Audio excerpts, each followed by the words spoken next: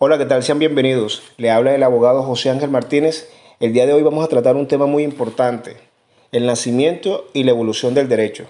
Siempre he manejado la tesis, y es proverbial, que cada persona que vive en sociedad debe tener conocimientos básicos en cuanto a derecho se refiere.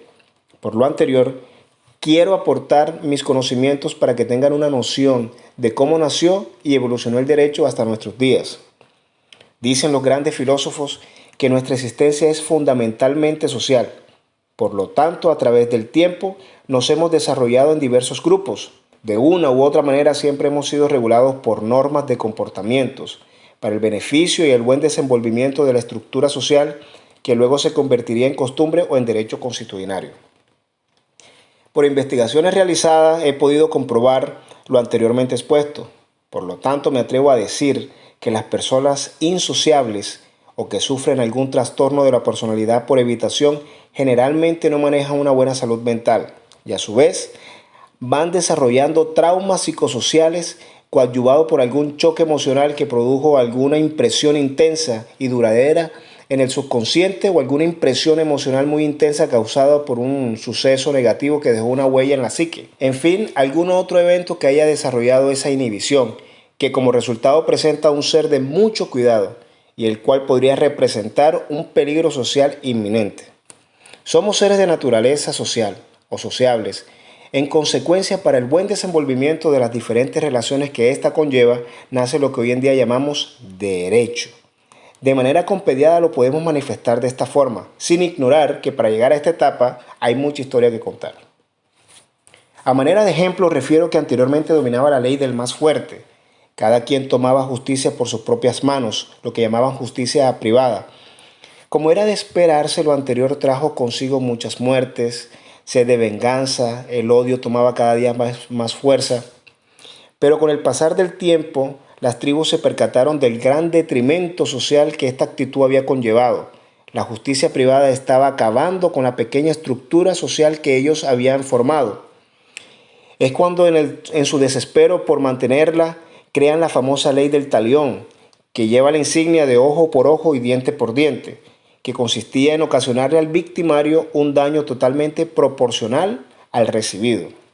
Sin lugar a duda existe una metamorfosis en lo que se daba anteriormente y con lo que nos encontramos hoy día. Está claro que la manera en que los pueblos primitivos manejaban la justicia no eran las mejores, aunque en su momento para ello era lo más justo y lo más lógico. A pesar que el derecho desde sus inicios siempre lo vincularon con la religión, con lo divino, con lo sagrado, legislaciones de las antiguas codificaciones nos demuestran que con el tiempo aparecerían leyes como la de Manu o Manava Dharmastara en la India, el código de Hammurabi, el cual nos dice la historia que fue expedido en Babilonia por el rey Hammurabi, y demás normas israelitas que conjuntamente contenían regulaciones de tipo civil, comercial, penal y en general disposiciones legales del derecho humano y no del divino totalmente, lo cual fue fabuloso porque de esta manera el derecho tomaba un camino hacia su evolución.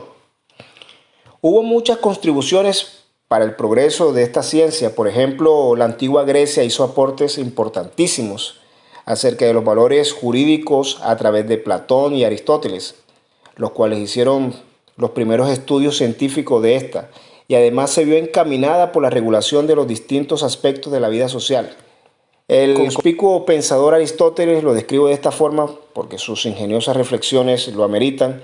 Él creía que el hombre era social por naturaleza y por tal razón debía existir una sociedad para su convivencia. Y así lo afirma el doctor Víctor Segura Luna, quien sostiene la tesis de que esta convivencia surge en las necesidades de los miembros, pues nacen las insatisfacciones por la aparente desigualdad que existe entre las personas que componen el núcleo social y manifiesta también que los bienes existentes no daban abasto para todos.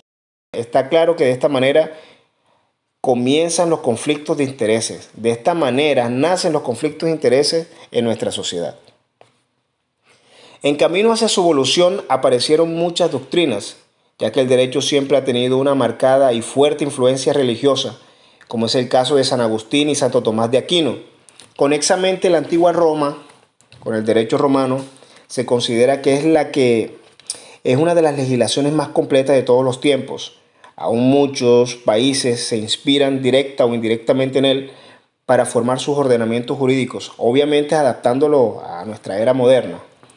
Fue en Roma donde se estableció una separación entre las normas que regulaban las relaciones de los dioses y las relaciones a los vínculos de los hombres, y surgieron las grandes divisiones del derecho civil, de gentes, público y privado. Cuenta el doctor Jorge Valencia Cuellar que en sus comienzos el derecho romano fue demasiado solemne y ritualista, pero evolucionó de cierta forma con el paso de los años gracias a las decisiones de los pretores o magistrados encargados de administrar justicia en ese entonces, pero con la caída del Imperio Romano se detuvo este avance notablemente y desde entonces se mezcló las instituciones jurídicas de los bárbaros. A pesar de lo acontecido, no se puede negar u olvidar la trascendencia que tuvieron los jurisconsultos como Ulpiano, Gallo y Justiniano, los cuales sobresalieron con sus codificaciones. Este último se connotó por su Corpus Juris Civilis, que es el cuerpo del derecho civil, que es lo más importante, es la más importante recopilación del derecho romano de la historia, la cual fue realizada entre los años 529 y 534.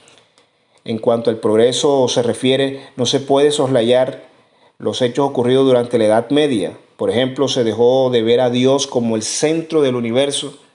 La segunda característica más importante fue el crecimiento de los descubrimientos científicos. Surgen nuevos estados-naciones, conexamente se centraliza el poder político en manos de los reyes, lo cual consigue la acentuación de las diferentes clases sociales y a su vez las actividades comerciales crecen de las manos con los conflictos internacionales. En esta época se dieron cambios favorables como también lamentables, pues la lucha por obtener el poder y la concentración de esta misma tuvieron todo este derroche de acontecimientos, sin negar que en nuestros días aún se vive esto, por la misma razón, por el poder, por ostentar el poder. De igual manera, en este mismo periodo se vio el tránsito del derecho consuetudinario, que es la misma costumbre, al derecho escrito, fortaleciéndose aún más con la Revolución Francesa, pues ya vemos desde entonces movimientos democráticos, la creciente aplicación del derecho de gentes, tratados entre naciones, en fin, un sinnúmero de movimientos y teorías como la de Grocio, Montesquieu, Locke, Beccaria, Rousseau y Kant, solo por nombrar algunos que enriquecieron y dieron un gran aporte para la ciencia jurídica y la filosofía del derecho. Está demostrado que con la participación de estos grandes pensadores en las diferentes situaciones de la historia, se enriqueció el derecho poco a poco y de esta manera ha sufrido una metamorfosis que no para, esto no para. Y no sería conveniente que suceda, que parara en algún momento, porque la lógica, la razón del derecho es estar en permanente movimiento y naturalmente es cambiante. Se ha venido mostrando nuevas situaciones que de no ser manejadas por él, probablemente podrían estar en juego la estructura social que tanto defiende y protege esta ciencia. Pues la axiomática globalización va cambiando el rumbo de las cosas, vamos evolucionando y el derecho como una realidad va prendida de la sociedad, va sufriendo ese cambio y de la mano del derecho la justicia.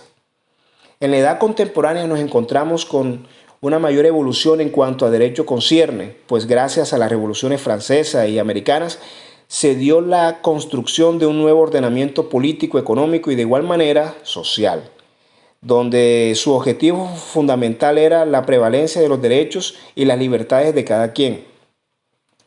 En esta misma época surgió una de las mayores realizaciones jurídicas llamada el Código Civil de 1804, también llamado Código de Napoleón.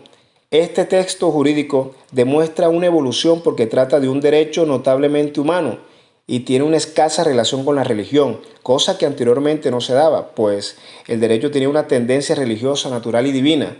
Esta tendencia humanista aún se conserva en nuestros días, con la excepción de algunas legislaciones islámicas que conservan la religión y lo divino dentro de sus normas, dentro de sus ordenamientos jurídicos. Luego de estos acontecimientos, que fueron de gran ayuda para lo que es el derecho de hoy, de la mano con el desarrollo de las ciencias experimentales, como anteriormente lo anotamos, entrarían juristas e investigadores como Charles de Mologne, que promovieron un concepto de derecho que lo relacionaba exclusivamente con la ley.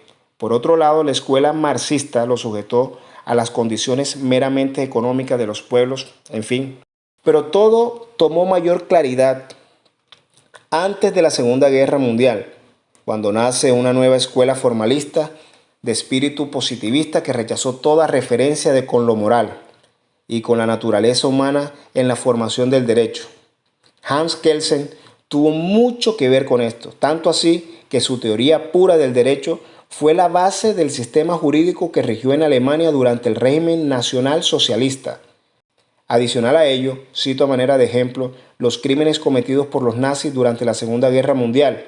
Está claro que este momento fue crucial para crear acuerdos que buscaran la protección integral de los derechos humanos.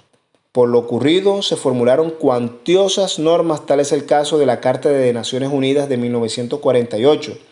También está el caso del famoso Pacto de Costa Rica en 1972. Por lo anterior, podemos dilucidar que con el paso del tiempo se van promoviendo inusitadas situaciones. Van ocurriendo casos y casos que a mi parecer suelen ser de mayor relevancia, porque el hombre en su afán de la globalización y la ostensión de poder se está autodestruyendo.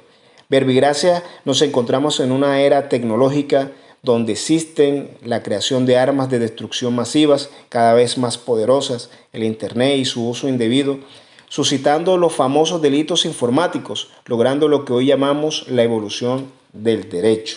Sin lugar a dudas, el derecho va creciendo junto con la actualidad y a su vez lleva de la mano a la justicia. Si se promueven situaciones inusitadas que requieren un control integral, por lo perjudicial que pueden llegar a ser, se exhorta a los entes ejecutivos y legislativos para hacer aportes y llegar a unos respectivos acuerdos y de esta manera crear una norma que entre a imperar y controlar determinadas conductas lesivas para lograr la aveniencia de todos y vivir una anhelada sociedad justa y armónica.